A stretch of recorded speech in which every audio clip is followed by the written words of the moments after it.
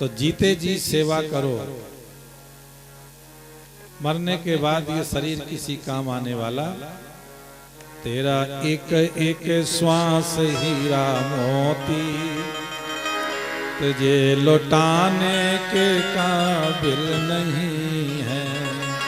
तेरा एक एक श्वास हीरा मोती, ये लौटाने के काबिल नहीं है।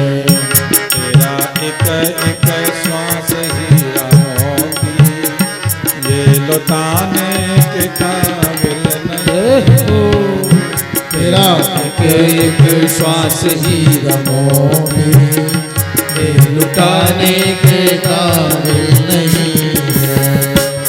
जो मानव का चोला मिला है, ये जो मानव का चोला मिला है, ये गवाने के काबिल नहीं है। ये जो मानव का चोला मिला है, ये गंवाने के काबिल नहीं है।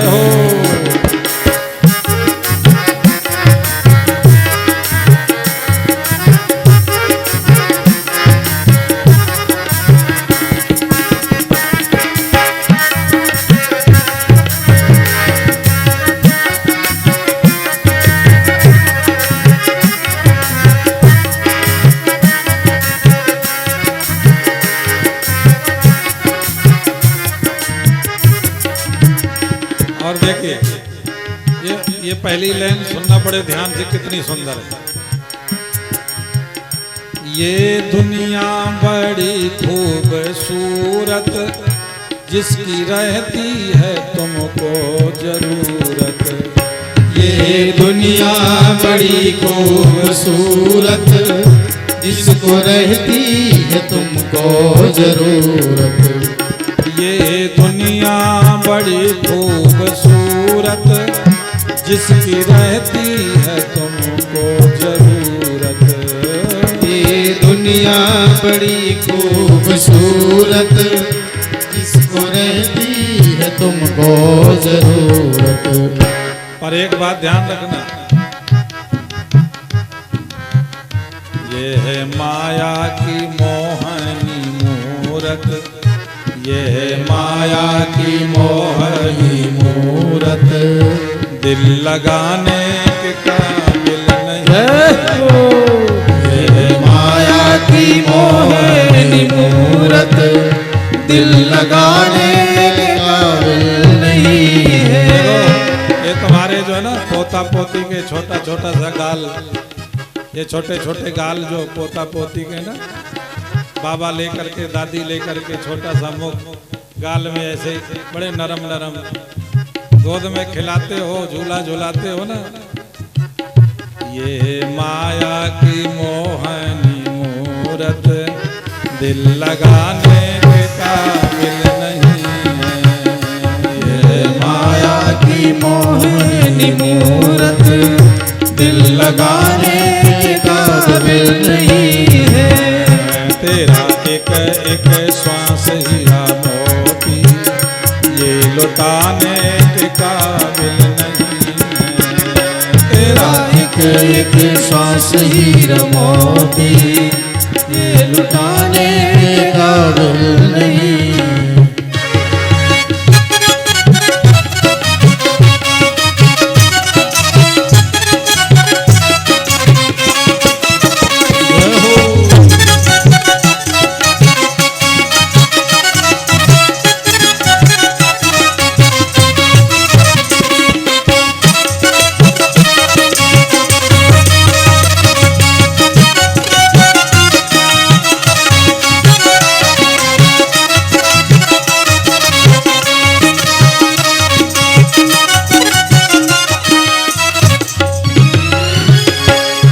दूसरी बात जो मैं आपको बार बार सेवा के लिए कहता हूं ना कि सेवा में आया करो, तो दूसरी लाइन आपको संकेत करती है कि पशु जीते जी सेवा कमावे, बाद मरने के भी काम आवे। पशु जीते जी सेवा कमावे, बाद मरने के भी काम आवे। देखो पशु जीते जी सेवा करते हैं और मरने के बाद में भी वो काम में आते हैं। किसी की चमड़ी काम में आती है, किसी की हड्डी काम में आती है। मरने के बाद में भी चमड़ी भी काम में आती है। लोग जूता पहनते हैं चमड़े, और हड्डियां कई तरह की औषधि बनती हैं हड्डियों से। परंतु एक संकेत बड़ा सुंदर है मनुष्य के लिए कहा कि पशु जीते जी भी सेवा करते हैं, मरने के बाद में भी सेवा करते हैं, परंतु आप जीते जी सेवा तूने ये की ना, जीते जी सेवा तूने की। अगर तुमने जीते जी सेवा नहीं की, जीते जी तूने सेवा न की तो काम आने के काबिल नहीं। जीते जी तूने सेवा न की तो काम आने के काबिल नहीं है।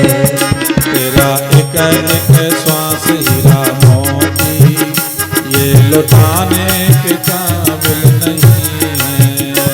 तेरा एक एक श्वास हीरा मोती ये लुटाने के काबिल नहीं है।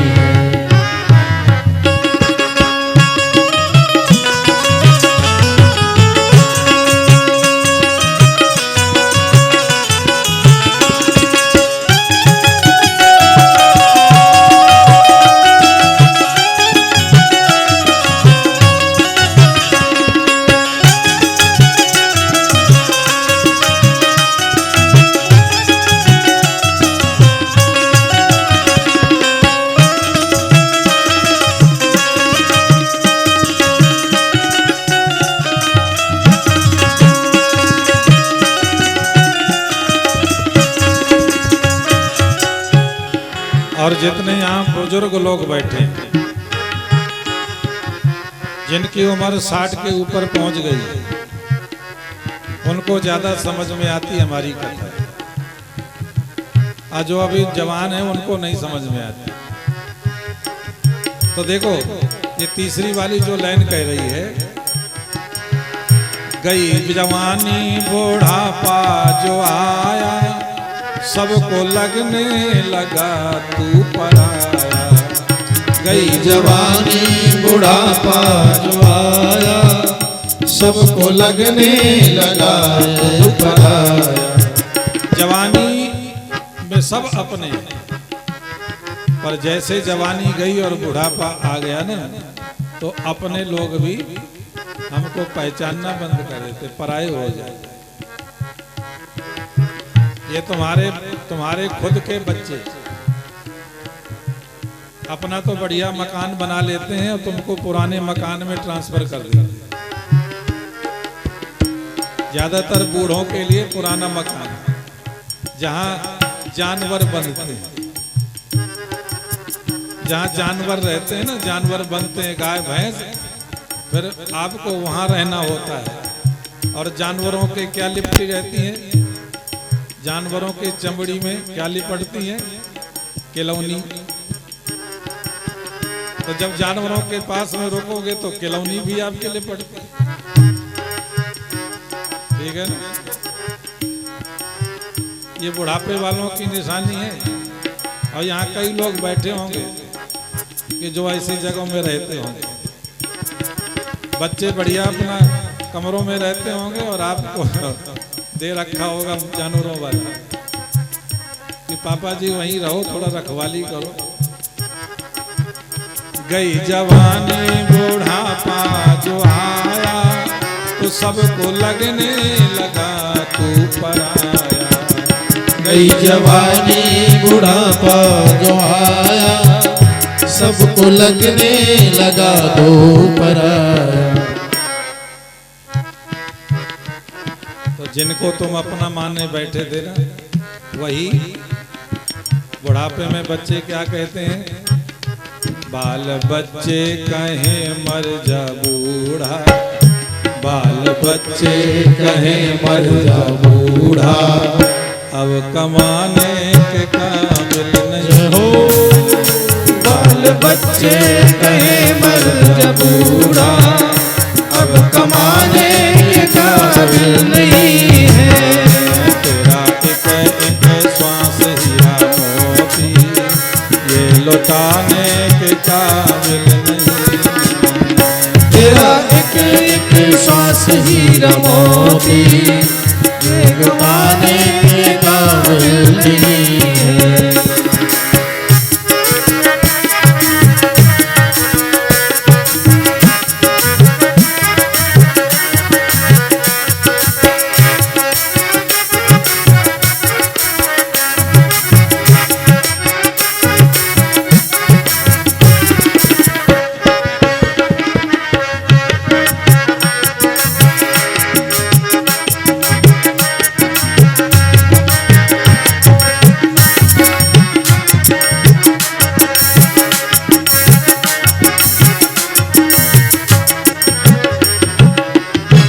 साधु संत को जगाते रहते हैं। संतों का काम है जगाना।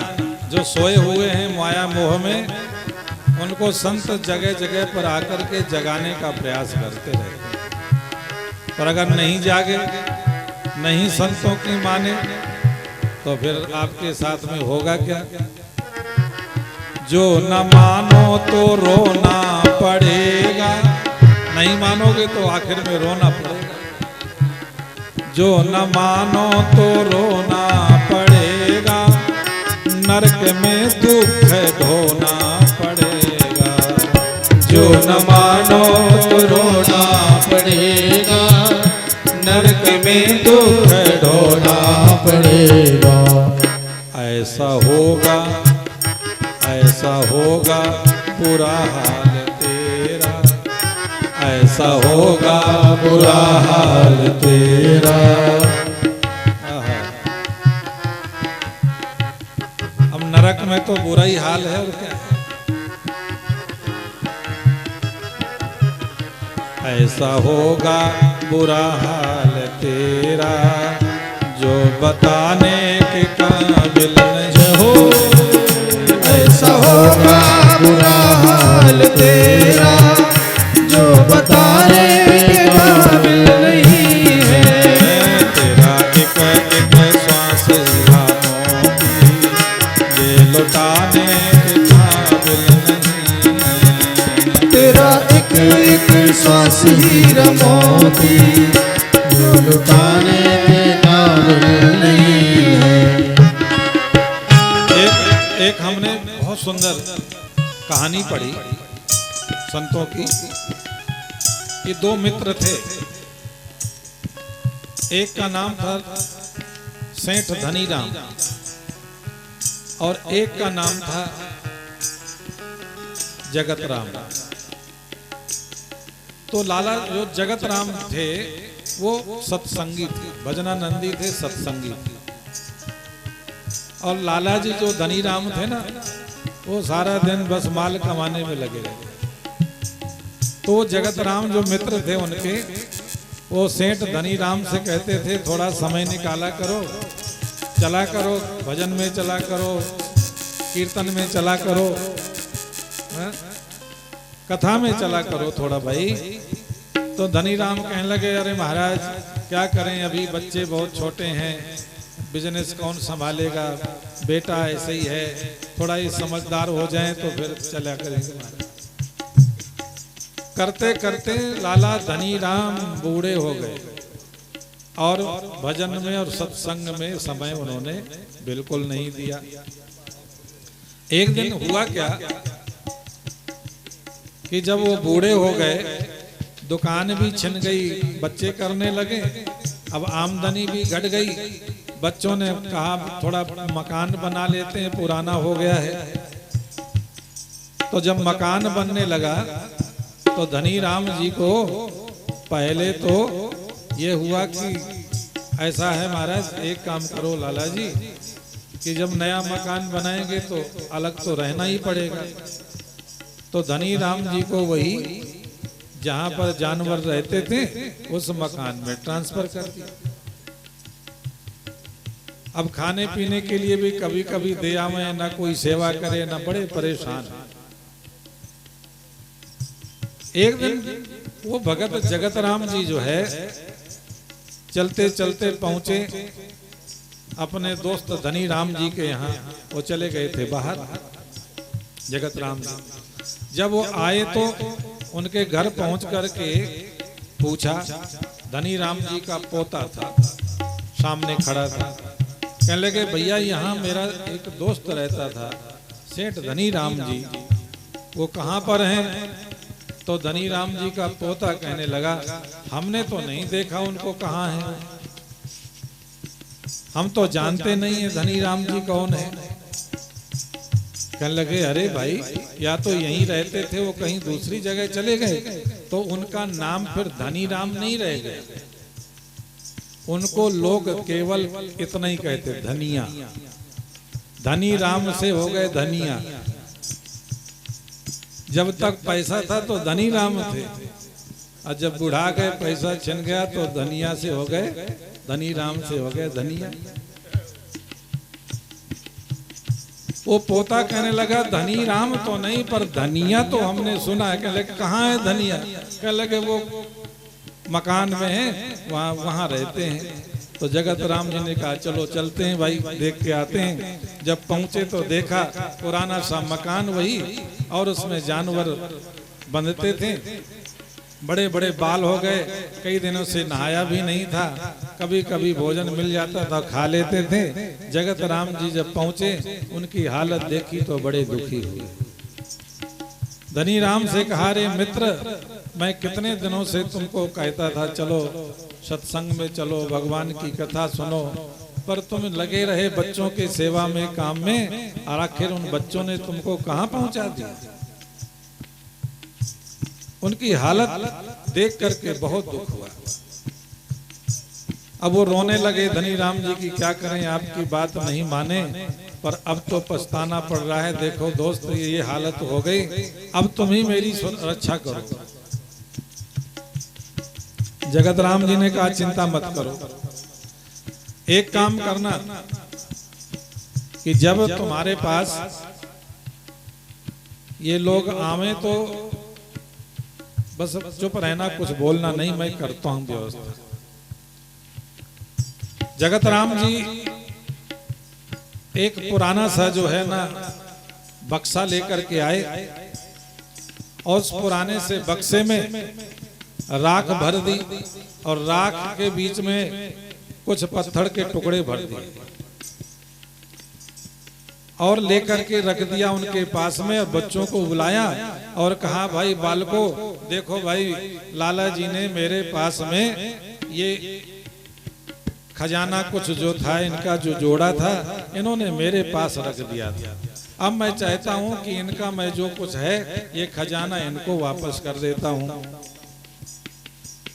अब वो बक्से में जो है ताला लगा दिया और चाबी दे दिया धनी राम जी को।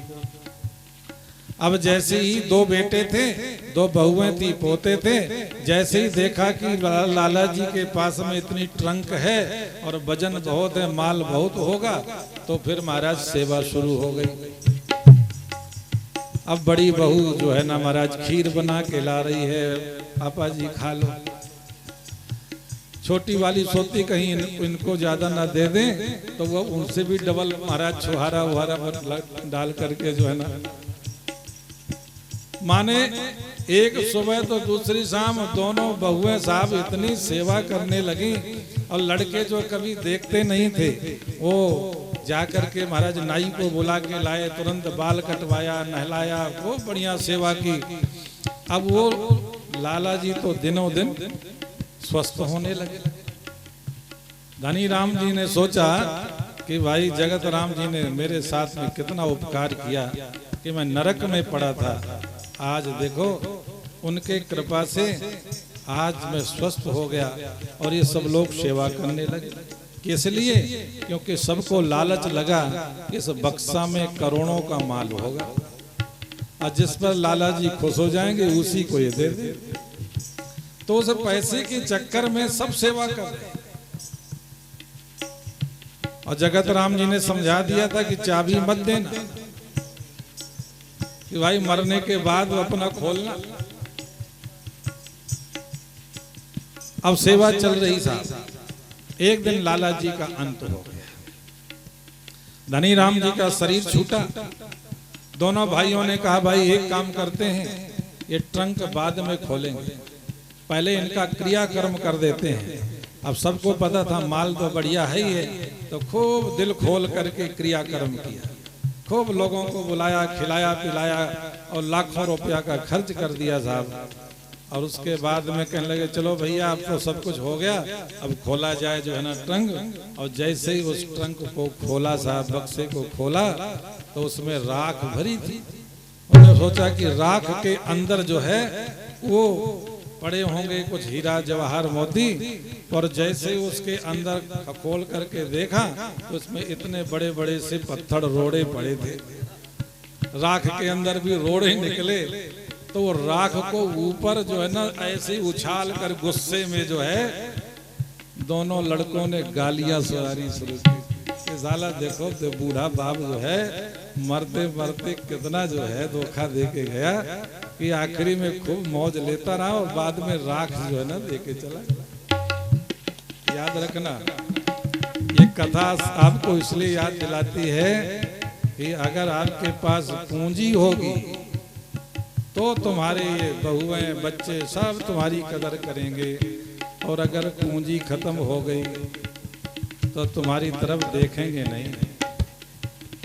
इसलिए अपनी पूंजी ना गंवाना। जिनके पास हो तो थोड़ा बहुत जरूर अपना पास में रखना। इसलिए सच्चा सेवक गुरु का तू बन कर, शुभ कर्म कर, अरे कुछ धर्म कर। सच्चा सेवक गुरु का तू बन कर, शुभ कर्म कर, अरे कुछ भजन कर।